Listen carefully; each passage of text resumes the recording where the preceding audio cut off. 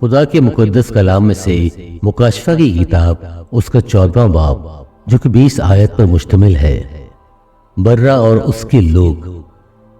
پھر میں نے نگاہ کی تو کیا دیکھتا ہوں کہ وہ برہ سیون کے پہاڑ پر کھڑا ہے اور اس کے ساتھ 1,44,000 شخص ہیں جن کے ماتھے پر اس کا اور اس کے باپ کا نام لکھا ہوا ہے۔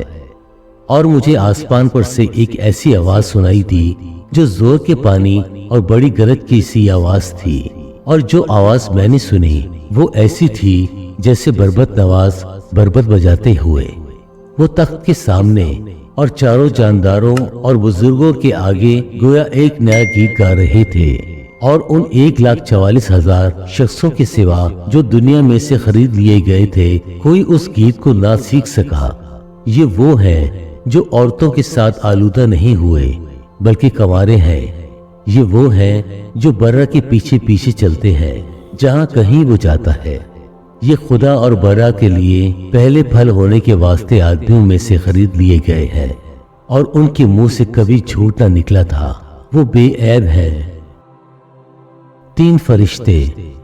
پھر میں نے ایک اور فرشتے کو آسمان کے بیچ میں اڑتے ہوئے دیکھا جس کے پاس زمین کے رہنے والوں کی ہر قوم اور قبیلہ اور اہل زبان اور امت کے سننے کے لیے ابدی خوشخبری تھی، اور اس نے بڑی آواز سے کہا کہ خدا سے ڈرو اور اس کی تمجید کرو، کیونکہ اس کی عدالت کا وقت آ پہنچا ہے، اور اسی کی عبادت کرو جس نے آسمان اور زمین اور سمندر اور پانی کے چشمے پیدا کیے۔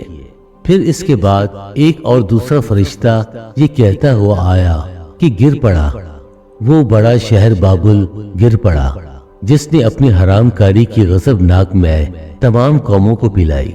پھر ان کے بعد ایک اور تیسرا فرشتہ نے آ کر بڑی آواز سے کہا کہ جو کوئی اس حیوان اور اس کے بت کی پرستش کرے اور اپنے ماتھے یا ہاتھ پر اس کی چھاپ لے لے، وہ خدا کے قہر کی اس خالص مے کو پیے گا جو اس کے غضب کے پیالے میں بھری گئی ہے، اور پاک فرشتوں کے سامنے اور برہ کے سامنے آگ و گندک کے غضب میں مبتلا ہوگا، اور ان کے غضب کا دھواں ابدالآباد اٹھتا رہے گا۔ اور جو اس حیوان اور اس کے بت کی پرستش کرتے ہیں اور جو اس کے نام کی چھاپ لیتے ہیں ان کو رات دن چین نہ ملے گا۔ مقدسوں یعنی خدا کے حکموں پر عمل کرنے والوں اور یسوع پر ایمان رکھنے والوں کی خبر کا یہی موقع ہے۔ پھر میں نے آسمان میں سے یہ آواز سنی کہ لکھ، مبارک ہیں وہ مردے جو اب سے خداوند میں مرتے ہیں۔ روح فرماتا ہے بے شک، کیونکہ وہ اپنی محنتوں سے آرام پائیں گے اور ان کے اعمال ان کے ساتھ ساتھ ہوتے ہیں۔ فصل کی کٹائی۔ پھر میں نے نگاہ کی تو کیا دیکھتا ہوں کہ ایک سفید بادل ہے، اور اس بادل پر آدم ذات کی مانند کوئی بیٹھا ہے جس کے سر پر سونے کا تاج اور ہاتھ میں تیز درانتی ہے۔ پھر ایک اور فرشتہ نے مقدس سے نکل کر اس بادل پر بیٹھے ہوئے سے بڑی آواز کے ساتھ پکار کر کہا کہ اپنی درانتی چلا کر کاٹ، کیونکہ کاٹنے کا وقت آ گیا، اس لیے کہ زمین کی فصل بہت پک گئی۔ جو بادل پر بیٹھا تھا اس نے اپنی درانتی زمین پر ڈال دی اور زمین کی فصل کٹ گئی۔ پھر ایک اور فرشتہ اس مقدس میں سے نکلا جو آسمان پر ہے، اس کے پاس بھی ایک تیز درانتی تھی۔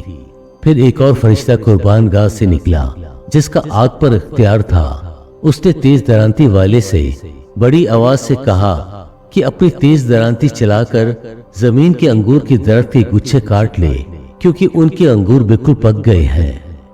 اور اس فرشتہ نے اپنی درانتی زمین پر ڈالی اور زمین کے انگور کے درخت کی فصل کاٹ کر خدا کے بڑے قہر کے حوض میں ڈال دی، اور شہر کے باہر اس حوض میں انگور روندے گئے، اور حوض میں سے اتنا خون نکلا کہ گھوڑوں کی لگاموں تک پہنچ گیا اور 1600 فرلانگ تک بہہ نکلا۔ خدا کے پاک کلام پڑھے اور سنے جانے پر خداوند کی برکت ہو، آمین۔